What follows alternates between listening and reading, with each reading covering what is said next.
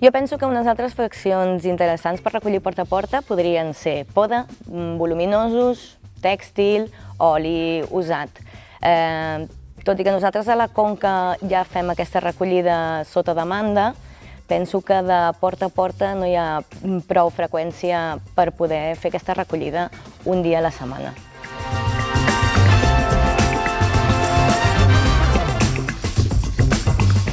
Realment hi ha bastantes incidències.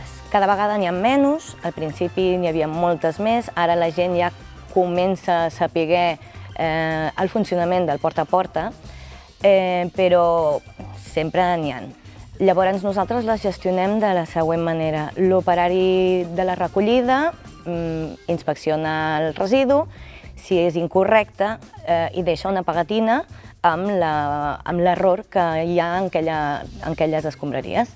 Llavors el ciutadà l'endemà al matí veu què ha fet malament, si no ha separat bé, si la fracció no tocava, i llavors truca al Consell Comarcal i el Consell Comarcal l'informa de quin ha sigut l'error i com millorar-lo per una altra vegada. En el cas que sigui error del nostre operari que s'hagi deixat una part de la ruta, llavors tenim un equip d'incidències que van a recollir aquestes bosses.